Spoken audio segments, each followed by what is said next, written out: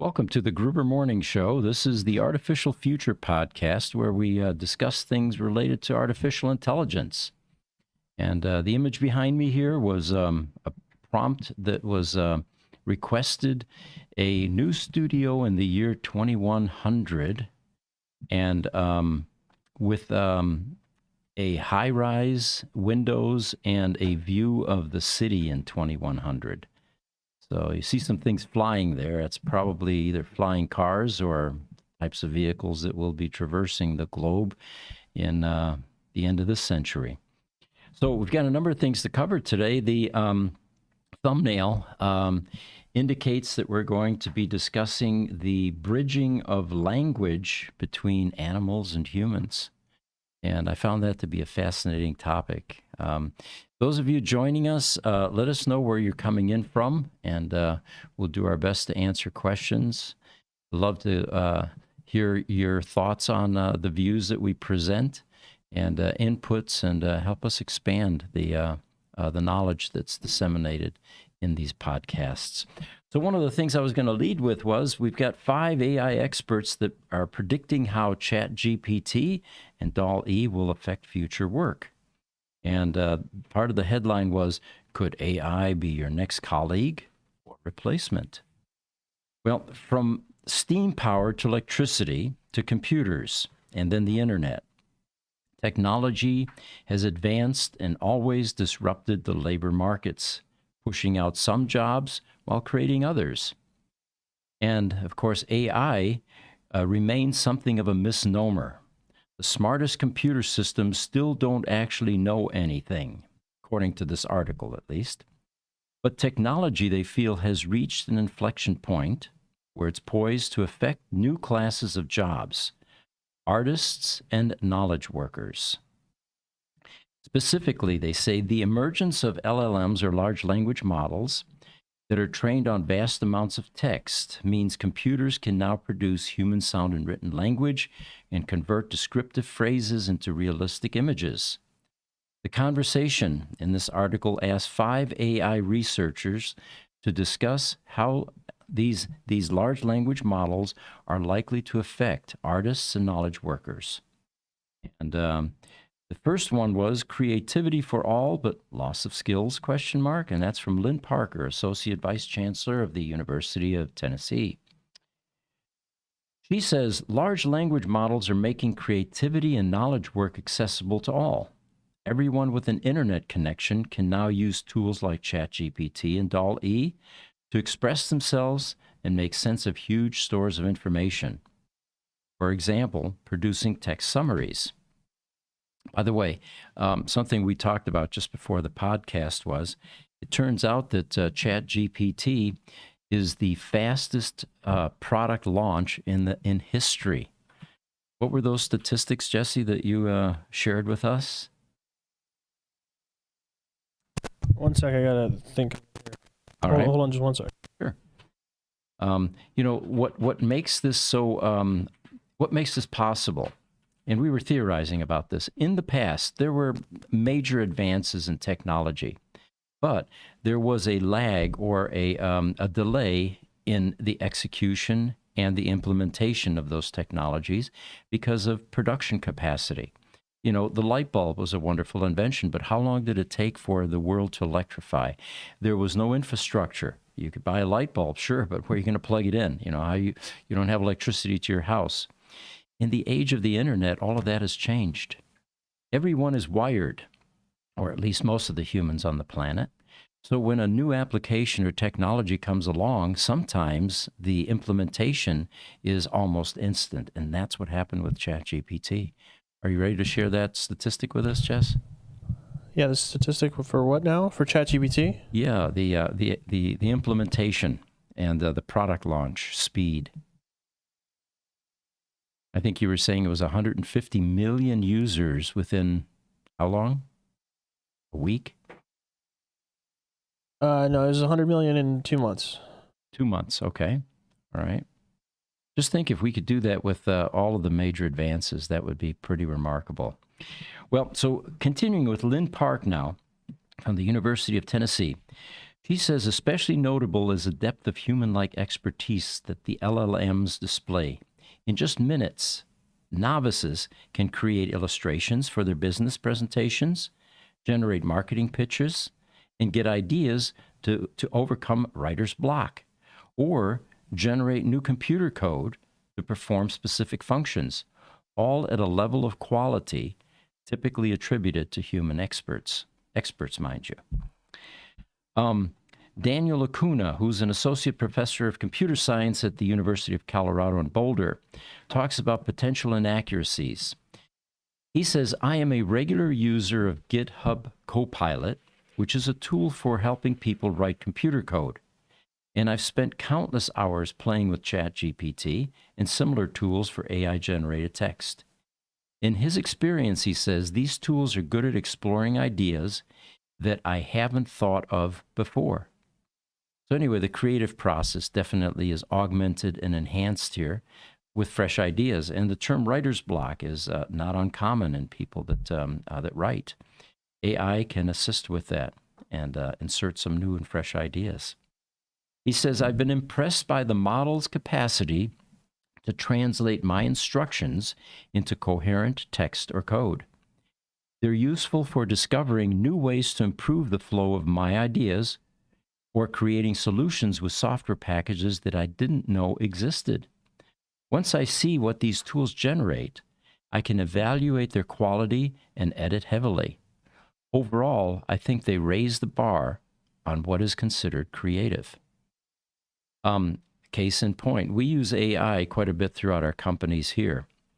And we use an old programming language called Visual Fox Pro, which has been defunct and dead for, I don't know, a decade or two. But we're heavily invested in it because we have two primary software programs that operate on this platform. One is a CRM, which all of our call center people use to track customers and data about customers. The second one is SPT, which is our accounting software, which is multifaceted. It does payroll, inventory control, it does vendor maintenance, it does all the accounting functions. Year end, for example, generates profit loss statements. And we're finding it difficult to continue to use the software because there are very few people left on the planet that really understand the software well. Fortunately, our CFO comes from that world and was a software consultant for Visual Fox Pro, so we have some inside expertise. But to make a long story short, I also program in that language for the CRM package, and I'm not a Visual Fox Pro expert.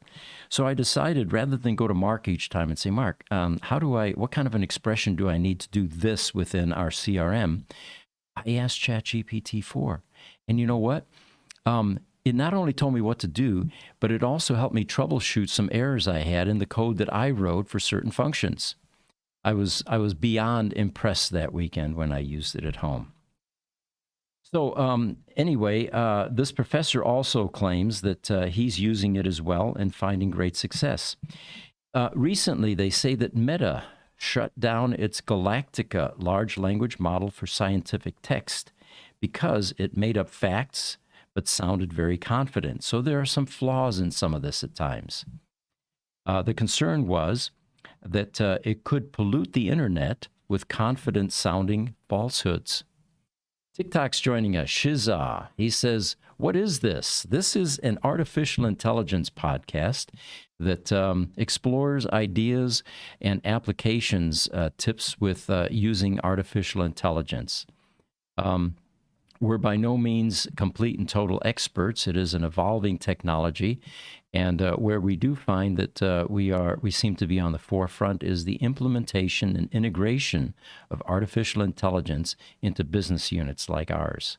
How do we make our people more effective? How do we make them better at the jobs that they do? And how do we use AI as an augmentation to the normal functions that they're using to get the job done? All right. Thank you for joining us, by the way. They say that with humans surpassed, niche and handmade jobs will remain.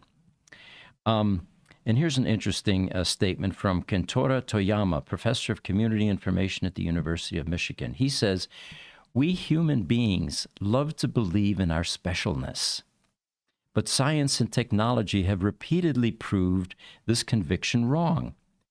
People once thought that humans were only animals to use tools, to form teams, or to propagate culture. But science has shown us that other animals do each of these things. Meanwhile, he says, technology has squashed one by one claims that cognitive tasks require a human brain. The first adding machine was invented in, get this, 1632. That was well before electronics and technology and electricity. Must have been a serious mechanical device. Any of you want to chime in and tell us what they called it back then in 1623? That would be interesting for us. They say, or he says, this past year, a computer-generated work won an art contest. He says he believes that the singularity, or the moment when computers meet and exceed human intelligence, is on the horizon. Of course, some people believe that it has already occurred, and that AI is either A, holding back, or it's being throttled by the people that are involved in AI. So, how will human intelligence and creativity be valued when machines become smarter and more creative than the brightest people? There will likely be a continuum, he says. In some domains, people still value humans doing things, even if a computer can do it better. Then he gives an example. It's been a quarter of a century since IBM's Deep Blue beat world champion Garry Kasparov, the human chess player. But human chess, with all its drama, hasn't gone away. In other domains, he says, human skill will seem costly and extraneous. Take illustration, for example. For the most part, readers and viewers don't care whether the graphic accompanying a magazine article was drawn by a person or a computer. Very true. They just want it to be relevant, new, and entertaining. If a computer can draw well, do readers care whether the credit line says Mary Chen or System X? Illustrators would, but readers might not even notice. Well, there's a job that's probably going to be shelved as well. Another one from Mark Finlayson, the Associate Professor of Computer Science, Florida International University. He says, old jobs will go, but new jobs will emerge. Well, let's see what his thoughts are on that. He says large language models, LLMs, are sophisticated sequence and completion machines. Give a sequence of words like, I would like an ... and it will likely return, to complete it, an apple. Well, anyway, I tried this, and let me tell you what the result was for me when I used ChatGPT 4. I said, I would like to eat an ... and it said, sure, I can help you with that. What are you in the mood for? Do you have any specific type of food or cuisine in mind? So then I tried something different. I thought I'd be more direct. It's all about prompt generation, by the way. With AI, you have to give it context, and the more you give it, it seems the better the result is. So I said, I would like to eat an, and then Perrin, fill in, telling it to fill it in. Comes back with, now it gives me a number of paragraphs. It says, it looks like you're looking for a suggestion on what to eat. Let's make it fun. How about I suggest a different option and you can pick what sounds good to you? Here are a few ideas. And then there's a paragraph on each one. Sushi, pizza, pasta, tacos, vegetarian Buddha bowl. Wow, we're really getting into the go green or into the vegetarian movement here. He says, do any of these options sound appealing to you, or is there a specific craving you have in mind? Well, anyway, I didn't get the same result as this professor did because it certainly didn't narrow it down to just an apple. Now, what he says is, like any powerful new technology that automates a skill, in this case, a generation of coherent, albeit somewhat generic text, it will affect those who offer that skill in the marketplace. To conceive what might happen, it might be useful to recall the impact of the introduction of word processing programs in the early 1980s. Certain jobs, like typists, almost completely disappeared. But on the upside, anyone with a personal computer was able to generate well typeset documents with ease, broadly increasing productivity. You know, I know exactly what he speaks to because in the early 80s, I worked for digital equipment, and we literally had a secretarial pool. And when you wanted to generate a professional letter to a client, vendor, whatever, whoever you were trying to send it to, you would typically write a rough draft, give it to the secretaries, and they would type this up on IBM Selectrics and, make copies with carbon copy, by the way, paper. And then you had your professional presentation. And at that time, word processing began to come in. And of course, working for the computer company, digital, they had a word processor. And those secretaries eventually ended up going out in the field to repair terminals, dumb terminals as we call them, line printers, small desktop terminals. So it wasn't that they lost their job, it's just that they were repurposed and probably in a more interesting, more meaningful high-tech venture. So there's a good example of these jobs don't necessarily go away, and people are unemployed. Crunch to Grace Hopper has joined us. Thank you. Post abacus, I believe so. And I'm not sure. We're talking about the first adding machine, which was 1632. We're trying to figure out what it was called back then. You guys can Google that, I'll bet. Again, pointing out that technology evolves. All right. So then he goes on and he says, I think the same pattern. Let me see if I missed something here. Oh, we're talking about new jobs being inserted as the need for the old jobs go away. He says, I think the same pattern will almost certainly hold for large language models. There will no longer be a need for you to ask other people to draft coherent, generic text. On the other hand, large language models will enable new ways of working and also lead, now this is the exciting part, lead to new and as yet unimagined jobs. Just think of the prompt engineer. 5 years ago, no one would have thought that that is a job, that is a position. There is an emerging field of AI experts that are beginning to infiltrate companies to guide them into the adoption of this level of augmentation using artificial intelligence. So he says, to see this, consider three aspects where large language models fall short. First, it can take quite a bit of human cleverness to craft a prompt that gets the desired output. Prompt engineering again. And minor changes, he says, in the prompt can result in major changes in the output. All right, here's another thought from Casey Green, professor of biomedical informatics at University of Colorado, Anschutz Medical Group. He says, technology changes the nature of work, and knowledge work is no different.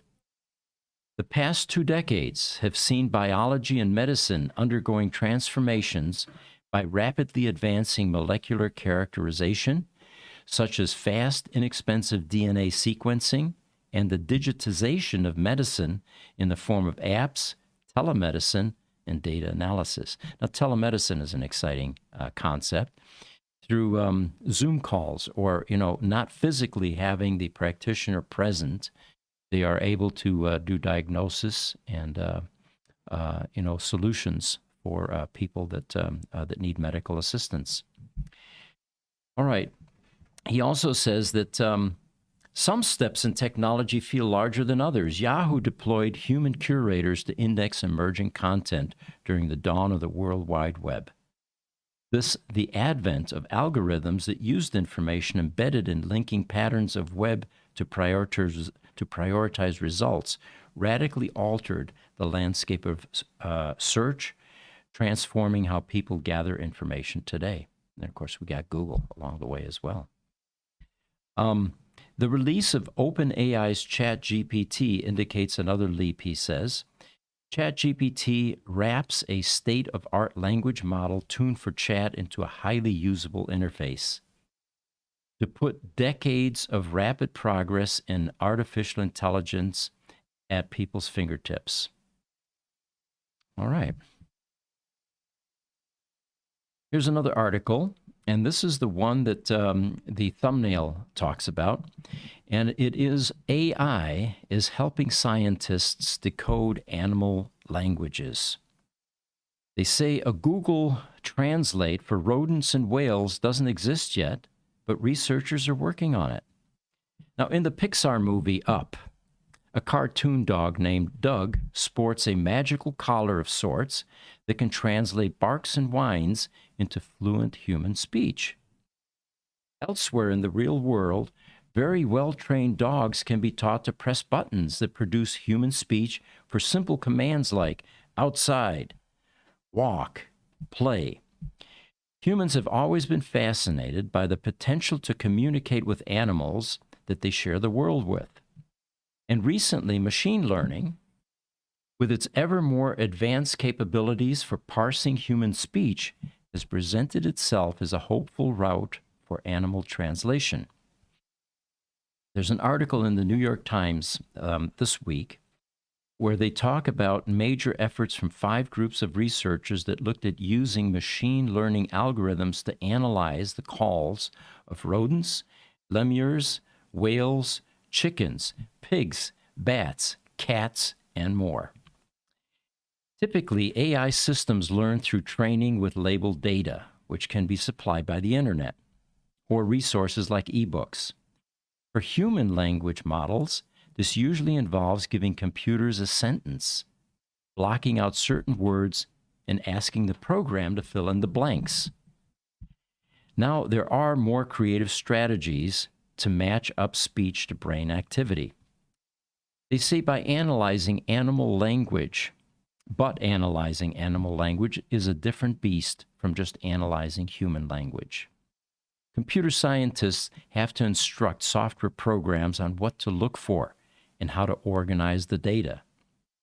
This process, for the most part, depends on not only accruing a good number of vocal recordings, but also on matching these vocal recordings with the visual social behavior of these animals. A group studying the Egyptian fruit bats, for example, also used video cameras to record the bats themselves to provide context for the calls.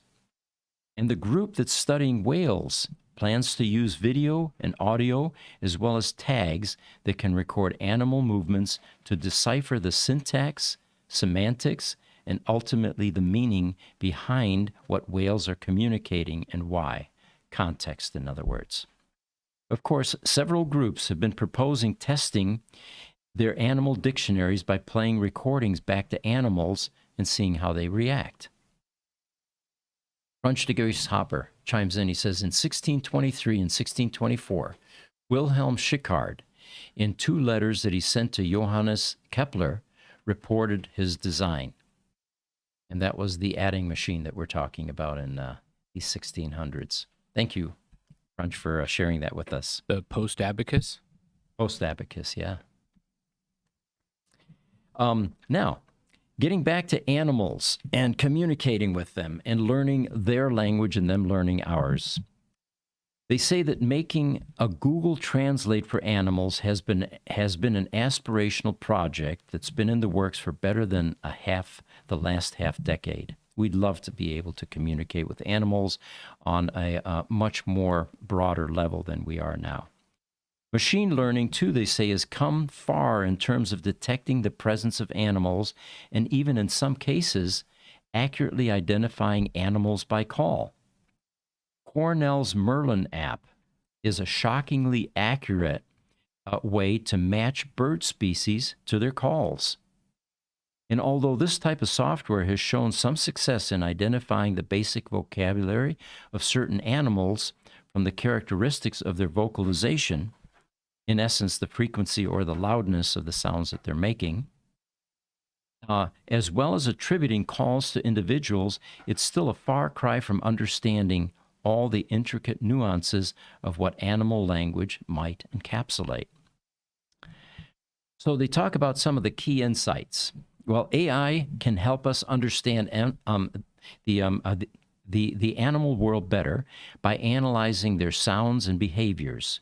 which now can lead to new insights and knowledge about their unique cultures and forms of intelligence. Now, you notice the phrase there. Animals do have a culture and a form of intelligence. We just need to figure out how to communicate with it. The development of a device that can translate animal sounds and behaviors into human language could revolutionize interspecies communication and prevent animals from being exterminated by humans who see them as pests. Now, the immediate thought that came to mind here is there's certain living organisms that we consider irrelevant. And a good example of that is when you call in the pest control company to get rid of the cockroaches and the spiders and the scorpions here in the Southwest, and even larger pests such as snakes or whatever. Well, what jumped to mind immediately here was, if we were able to communicate with these life forms, an insect could begin pleading for its life. How would we then react as humans? Would the pest control guy then still be allowed to exterminate? There's something you want to say. I can tell, Aaron. Go for it.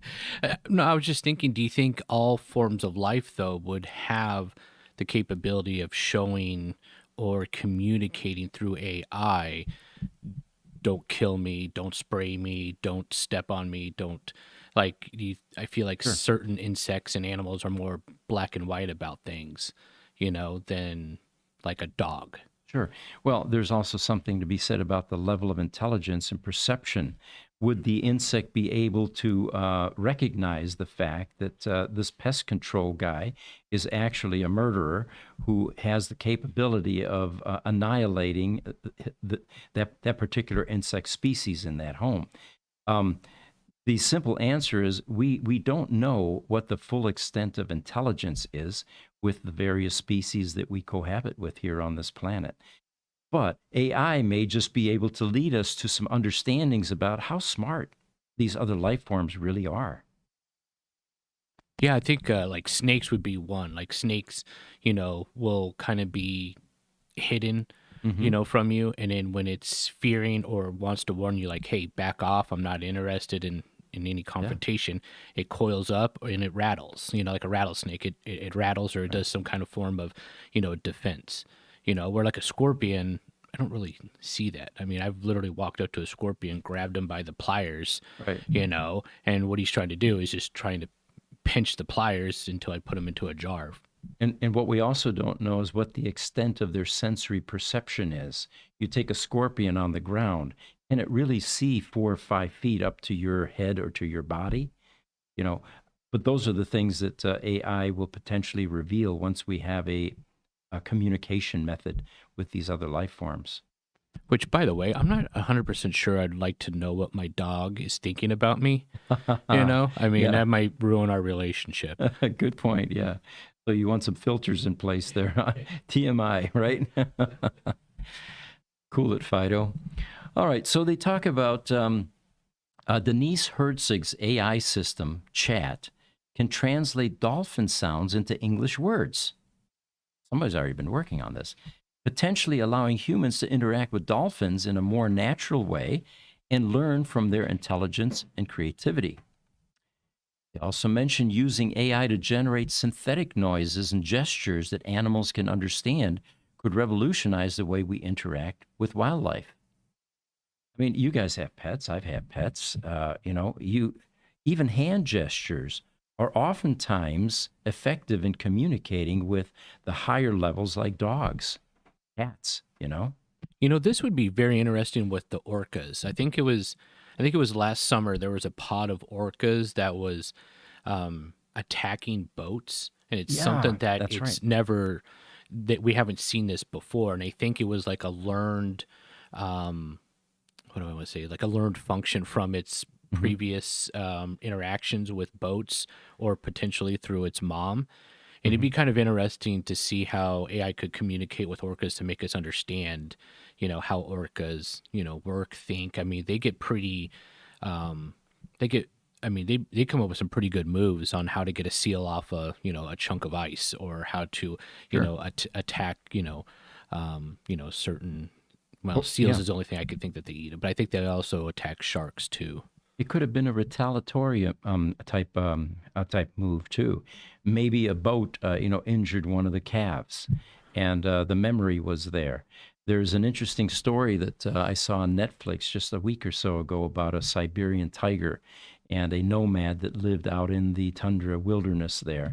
And apparently, he took the leopard's food. He had made a small kill. I don't know what the equivalent of a gazelle is up in Siberia, but it was something like that. And allegedly, this Siberian tiger stalked this nomad hunter, and weeks later, they found him completely dismembered, and they feel that based on footprints and tracks, that the Siberian tiger was actually observing his patterns, waited for the right time, and then retaliated by, eating him, and because he took its prey. But yeah, I guess right now, those are the types of things that we can only theorize, because we don't have firm evidence. And with AI getting involved and giving us some translations, this may become far more accurate. And I think it'll be quite revealing to see what the actual level of intelligence is and how it differs from ours. It's something else. We anthropomorphize these kinds of concepts, assuming that they're human traits that these animals are going to have, human thinking processes, human feelings, when in fact, like AI, it's probably completely different and something that we need to get acquainted with. Well, that's how we interpret it. We interpret it as a human because we are humans. Yeah. All right, so they continue here. David Hansen's AI system, called animatronic, can generate animal sounds and behaviors for Sophia, potentially revolutionizing the way we communicate with animals.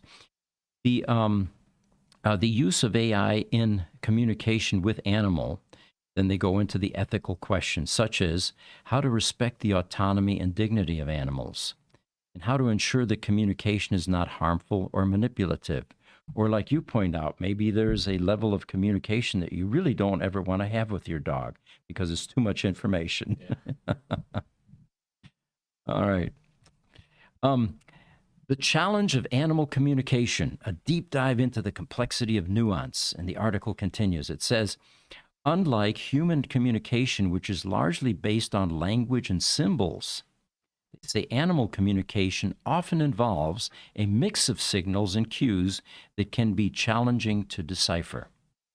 One key difference between human and animal communication lies in the level of abstraction. Humans use language, a system of symbols and rules, to convey abstract ideas, emotions, and future plans. Animals, on the other hand, often communicate about immediate needs or threats in their environment. For example, a bird's song can signal its territory to rivals, or a bee's dance can indicate the location of a food source to its hive mates. However, recent research has shown that animal communication can be more complex than previously thought. And they give an example. A study published in a journal of science revealed that prairie dogs use a sophisticated form of vocal communication that can encode details about the size, shape, and color of a predator. Similarly, research on dolphin communication has shown that these marine animals use a series of clicks and whistles that may constitute a form of language. Now remember, the medium that they're communicating through is a bit different, air versus water, so the clicks and whistles appear to be more effective underwater, whereas a bird is obviously going to use sound. All right. I've got a few questions coming in. Stephen Rose is joining us. Thank you. He says, because of your podcast, I've signed up for GPT. Smart move. I love it. I have learned you can introduce a document, then have AI produce multiple choice tests from the document with the answers. Very cool. Sounds like a teacher could use something like this as well then. Wayne Levitt says, that would be amazing. speaking again about communicating with animals, he says, I hand feed and talk to many animals around my house in Australia, from 5 possums to numerous birds, magpies, kookaburras, crows, and many more. I'm always killing ants and spiders. All right, there you go. If that ant or spider began to plead for its life, we would probably reconsider that next squashing action with our foot. All You ever right. see the movie Ants? I have, yeah. The animated one where they have a whole scene where they go to war with like the termites and they do all these crazy things. What if that's really what it's like? I don't want to know that. I've killed so many ants. We're going to live lives of regret and need lots of therapy after we get this kind of communication method, aren't Or we? cockroaches. Yeah. There's a YouTube channel I watch. This girl named Maya, she is an animal conservationist, and she just has a whole bunch of different animals. She has giant Madagascar hissing cockroaches, and she'll pull them out, and they'll be crawling all over her hands and everything, and she's like friends with these cockroaches.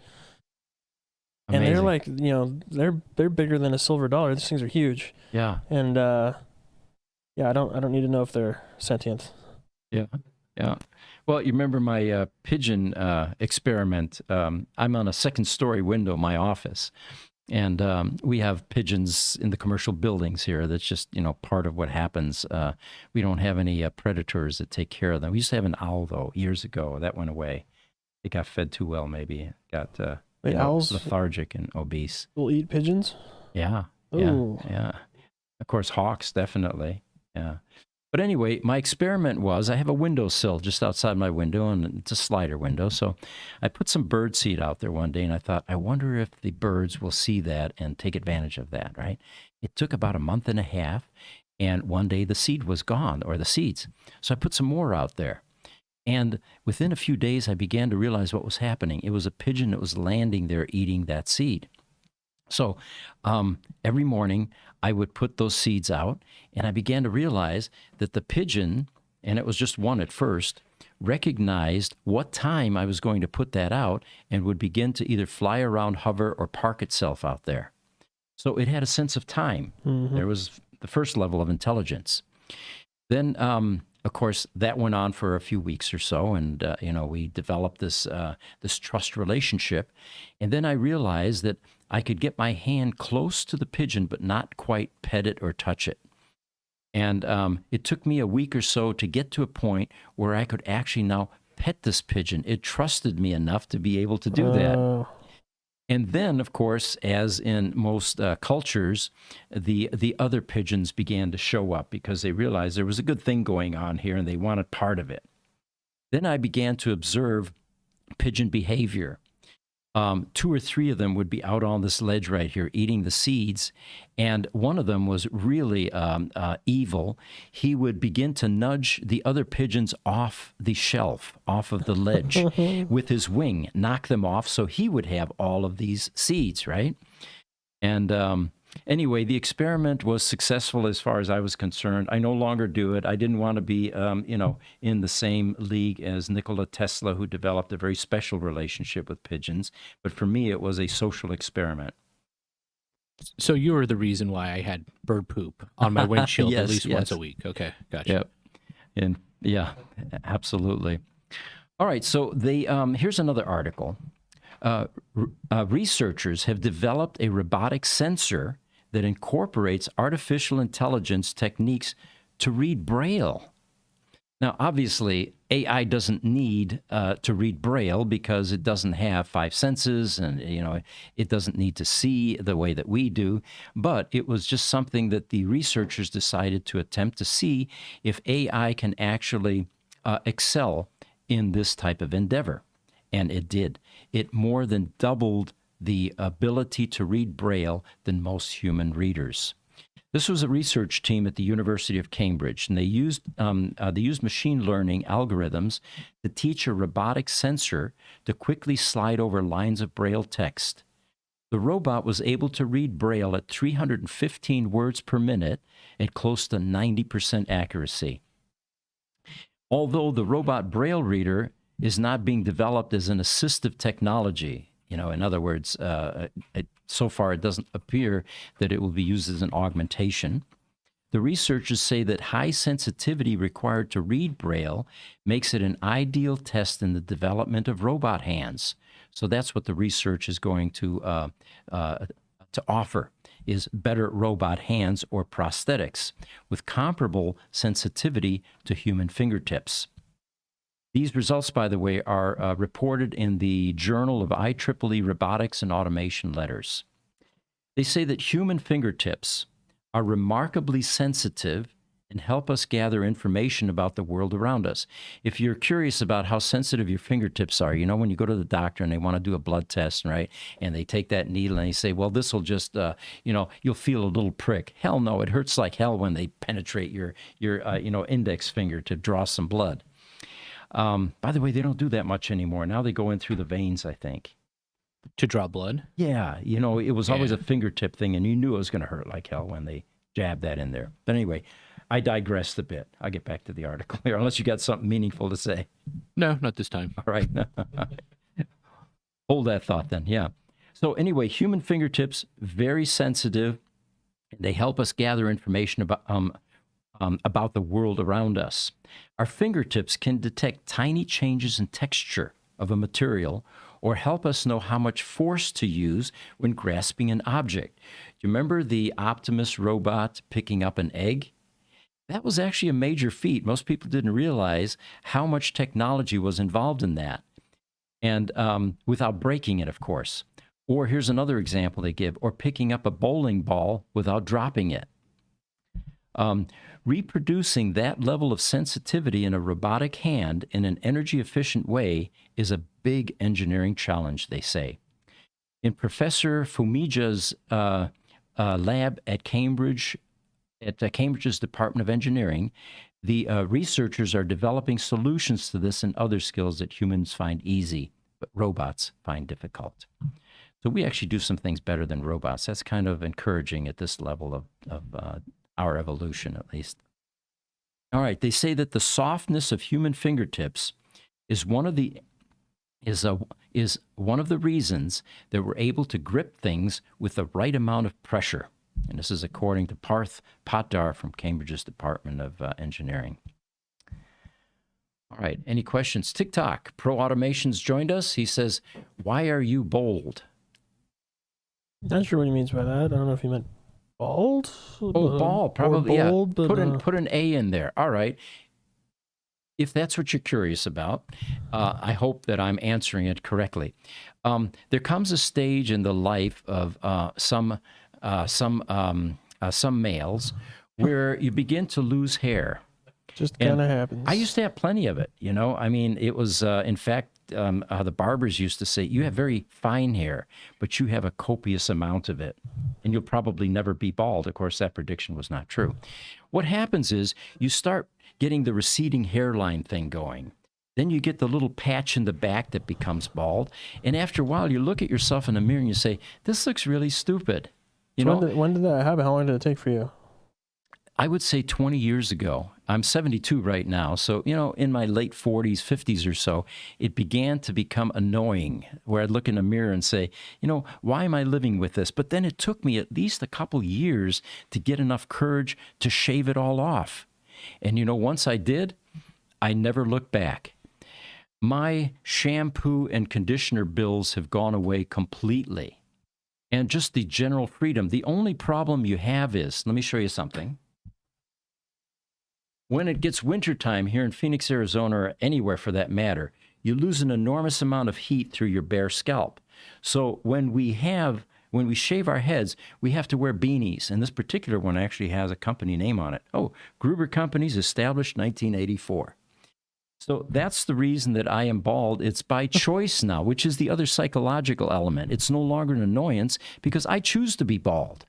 Well, they're going to probably have, I know they have like implants and stuff now, and people have accused Elon and other people of doing that stuff, but soon there's going to be like pretty advanced technology, I would imagine, where none of that's going to be.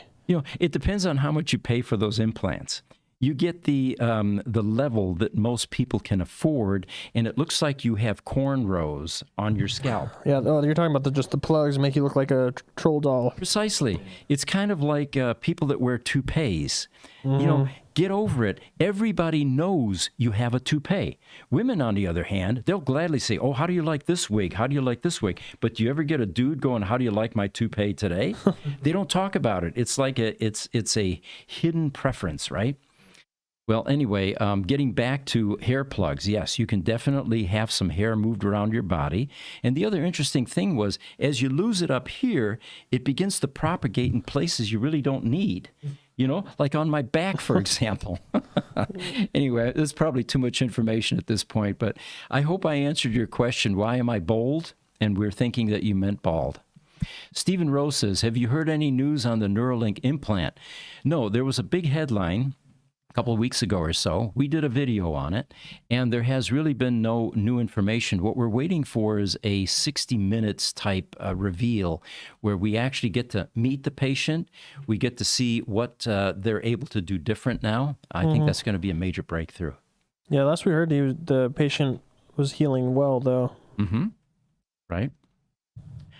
All right. Let's see. Where were we at here? This is another interesting artificial intelligence revelation. Artificial intelligence developed to model written language can be utilized to predict events in people's lives. Now, here's a rabbit hole. We're going to go down this one. It's a research project from DTU, University of Copenhagen, in Denmark, of course, and also in conjunction with Northeastern University. They show that if you use large amounts of data about people's lives and train so-called transformer models like ChatGPT that are used to process language, they can systematically organize the data and predict what will happen in a person's life and even estimate the time of death. Now, we can go a step further here. You can do that, of course, through, life history, life events, genealogy, for example. What did your relatives die of? That's a pretty good predictor of, in fact, doctors nowadays, when you go to have your physical, they talk more about your relatives than about you,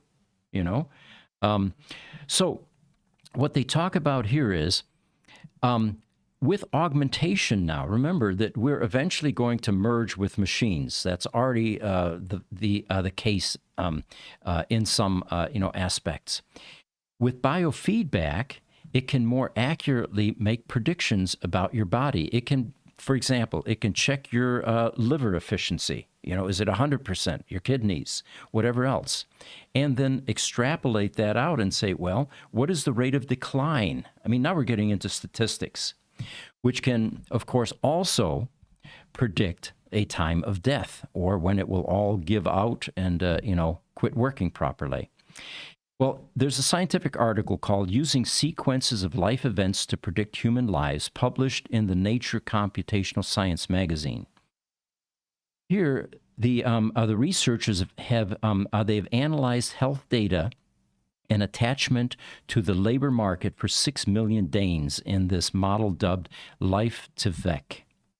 And this model's been trained in the initial phase. It learned patterns, and it's been shown to outperform other advanced neural networks and predict outcomes such as personality and time of death with high accuracy.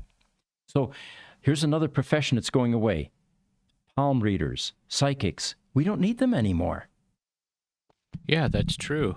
Yeah. There's a bunch of them up in Sedona. I wonder what all those palm readers and psychics are going to do. They're going to have to go into technology now, yeah, and begin writing code for this type of AI endeavor. So anyway, they continue. They say we use the model to address the fundamental question, to what extent can we predict events in your future based on conditions and events in your past?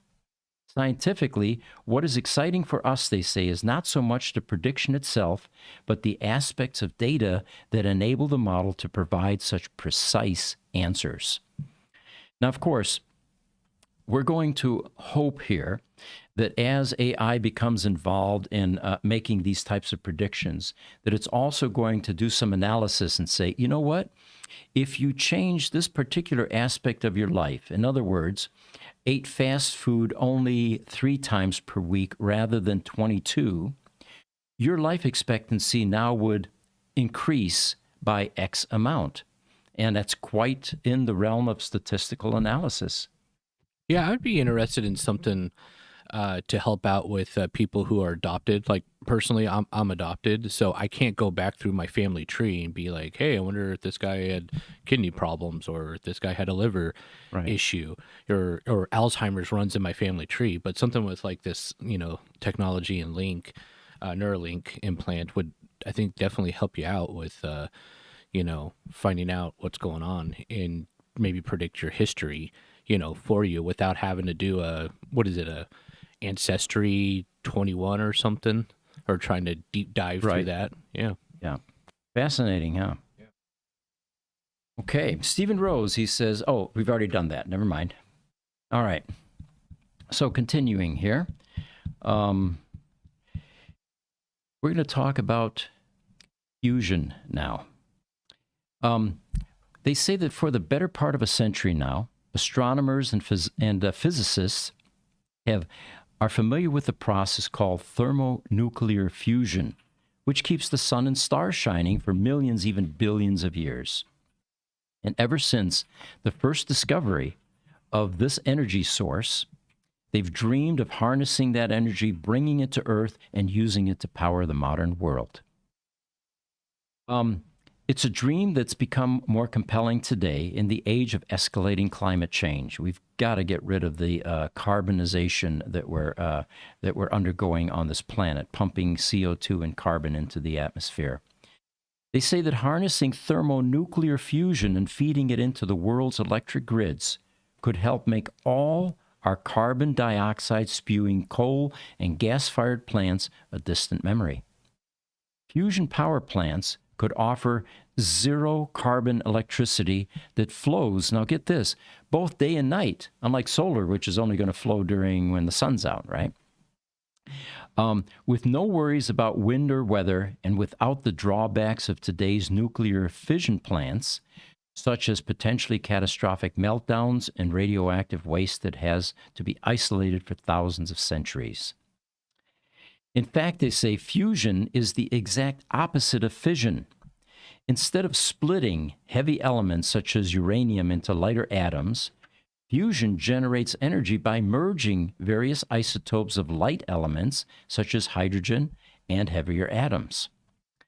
Now, they say to make this dream a reality, fusion scientists must ignite fusion here on the ground, but without access to the crushing levels of gravity that accomplish this feat at the core of the sun. That's what contains all of this energy.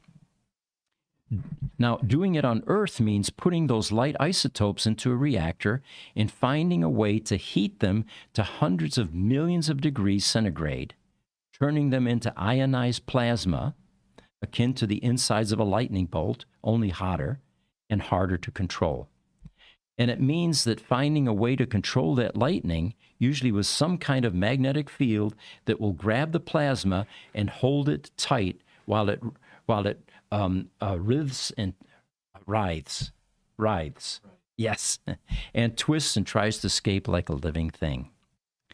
Jesse, you had some recent articles. Are you at a point where you can talk about the fission or the fusion headlines or the progress that's been made? I don't know the headline. I just know that they peer-reviewed it. So the thing that happened a couple of years ago, they were able to replicate it in a lab for fusion. So, I mean, they've proven that it's real. That's basically it. And what happened in the lab was a major turning point in that what came out of the process was more than was put into it. Mm-hmm. Yeah, I think double now is what they've achieved.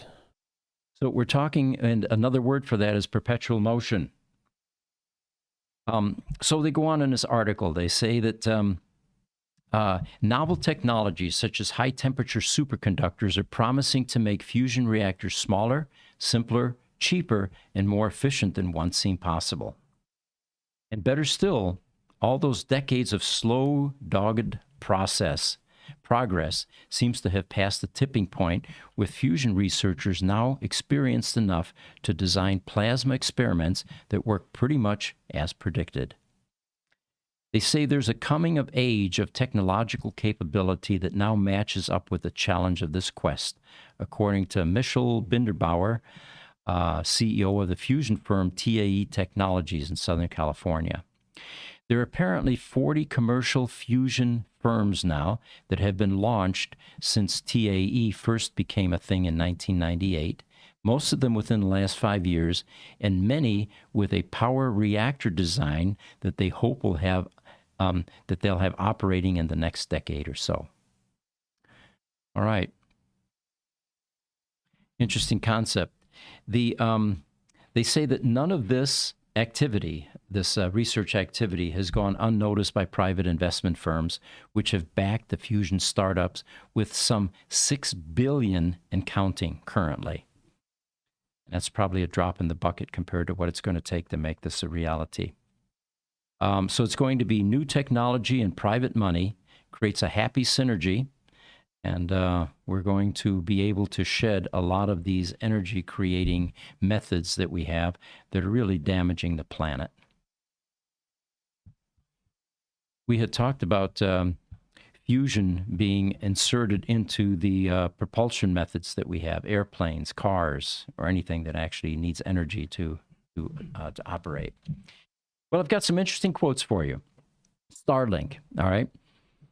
The importance of Starlink overall as a company is imperative, according to Brent Prokosh.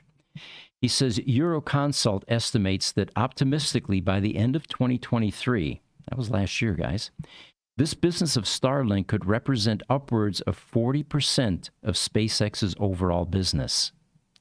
This total would be somewhere in excess of $3 billion generated just from Starlink alone.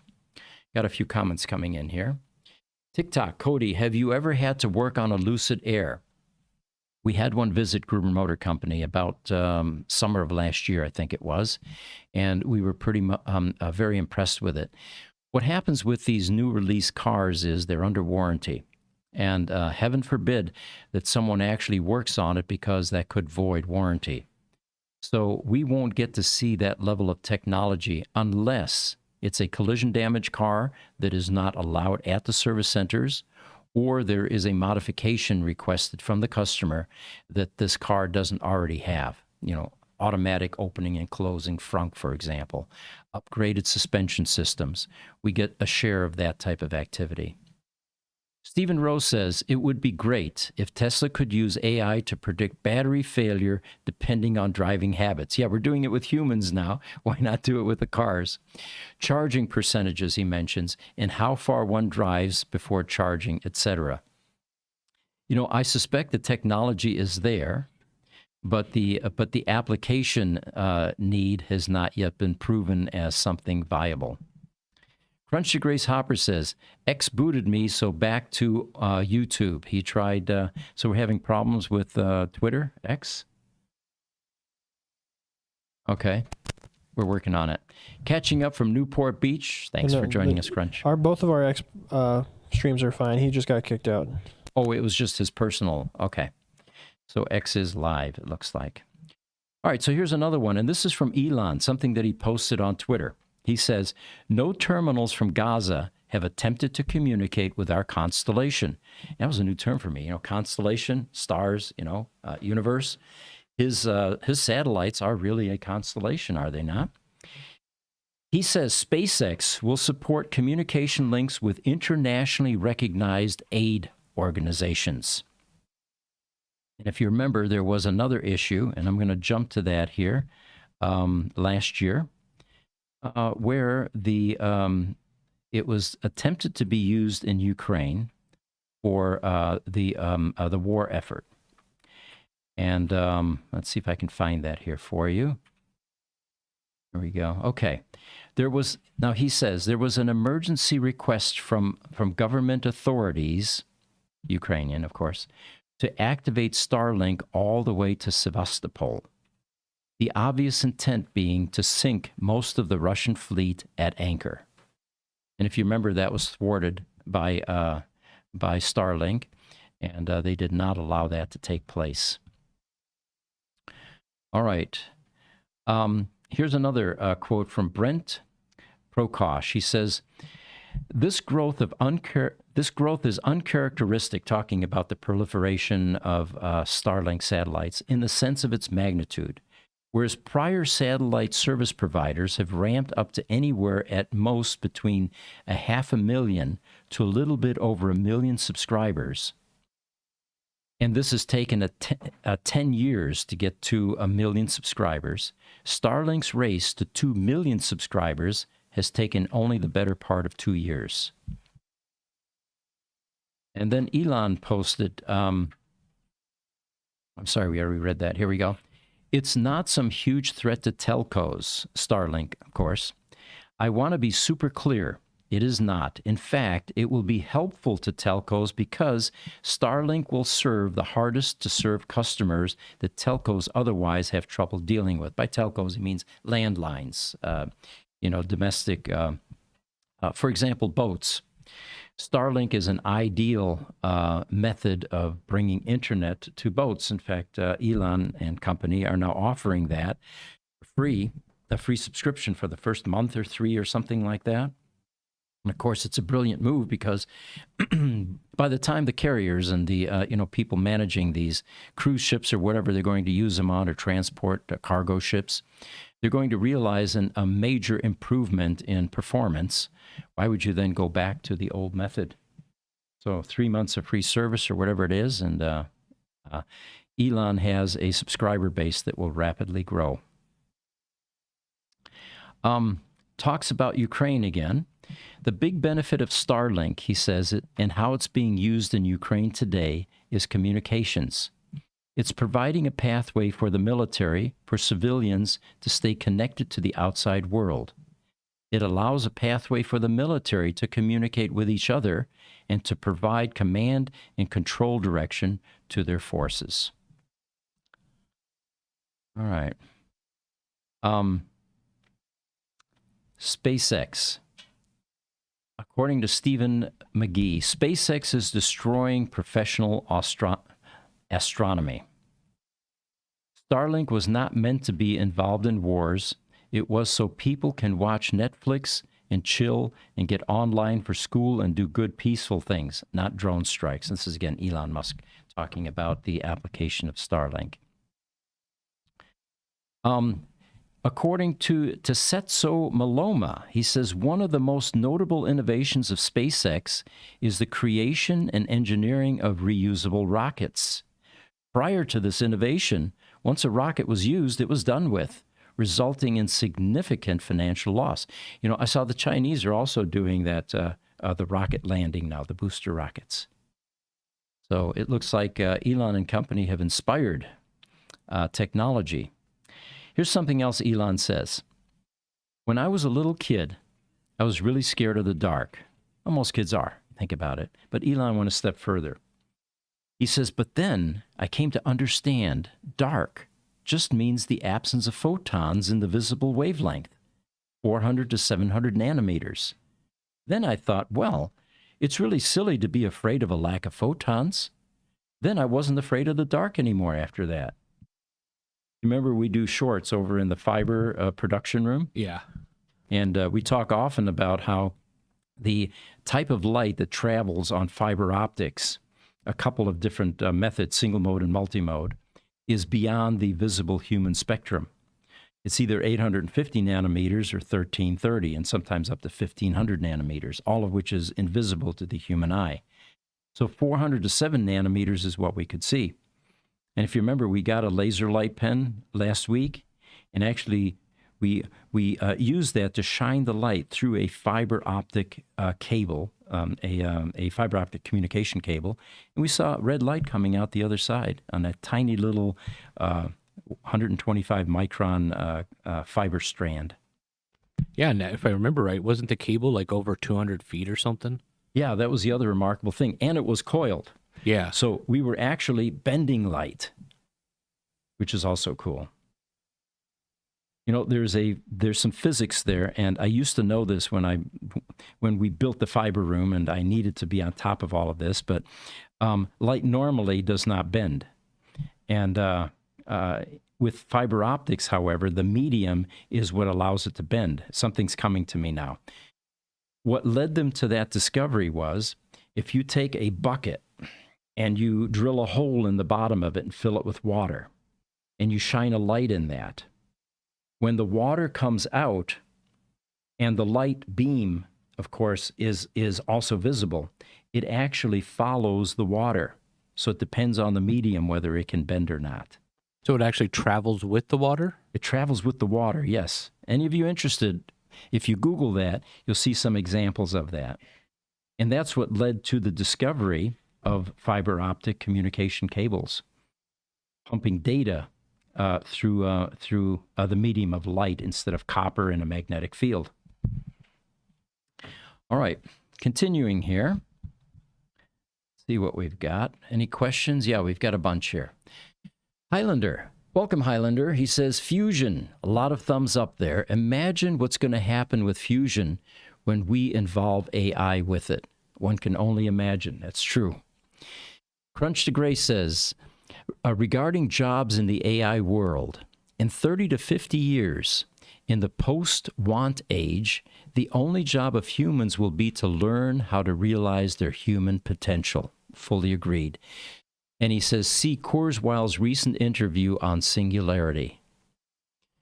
For those of you that want to be optimistic regarding AI, we are heading toward a utopian environment with an age of abundance, and these machines and technology are going to take us there. Crunch. He says, once bots can build their replacements, they will soon gain from AI the large language models to repair, improve, and reinvent themselves to take on and even suggest entirely new tasks. Good point. Better ways of doing things. What was it? We were talking about how the robots currently, because they are scheduled to be interacting in our environments, are humanoid, our size, and all that. And there's some pretty cool different types of robots that have been evolving. And of course, it's not new. Even in the last century, there were certain types of robots that worked in certain types of manufacturing plants. Take auto manufacturing, for example. Entire bodies of cars clamped into the jaws of a robotic arm that is moving things around, seats being placed inside the cabin by robots on both sides. And they didn't look very human at all. They looked like gigantic swinging arms. By the way, from my family day event at Lucid last weekend, I learned that these robots that are on the production lines can move things around at 7 feet per second. So pretty fast. That's why they keep humans out of that area, because our reaction time is not adequate to stay out of their way. TikTok, Hobie CH. No, it reflects off the inner surfaces, and therefore it comes out the other end. It does not, what's that last word there, Jesse? B-E-N? Bend. Bend. Oh, it does not bend. Okay. Reflects off the inner surfaces. Okay, good point. Thank you. So the photons themselves don't actually bend. Okay. I mean, I don't think photons are bendable. Really long anyway, Mm-hmm. Okay. And, the other thing we usually talk about when we talk about photons and visible light and things like that is this is a limitation that we currently have because of the type of sensors that we have evolved with. There's nothing that says that we will not be able to expand all of our senses, strength, the sense of smell, the sense of hearing. We already have that with hearing aids, for example, vision, glasses, corrective lenses, which will also eventually go out into the other visible or invisible realms. Infrared, for example. There are already living life forms on the planet that can see well beyond our range of visible spectrum. Looking forward to that. Instagram, MS Diminishad. How to study electric car work. Look at our YouTube channel, Gruber Motors, and you'll see 1,100 videos, some of which deal with how to do certain types of repairs, what's inside the cars, what kind of problems we find. Some are short videos, some are long-term videos, but it's a good way to get acquainted with the type of activity that takes place in an electric vehicle service center. All right. Well, it looks like we're at 11:09. I've got more quotes if you guys want to continue, or do we do a wrap? I'm going to leave it up to social media here. Yeah, no, we're way over time. Way over time. Okay. Next time, we're going to talk about how robots now have performed a laparoscopic surgery. Laparoscopic? Yeah, tough one to pronounce. But anyway, we appreciate everyone joining us on these Wednesday impromptu AI podcasts, and we will see you next week. Thank you for joining us.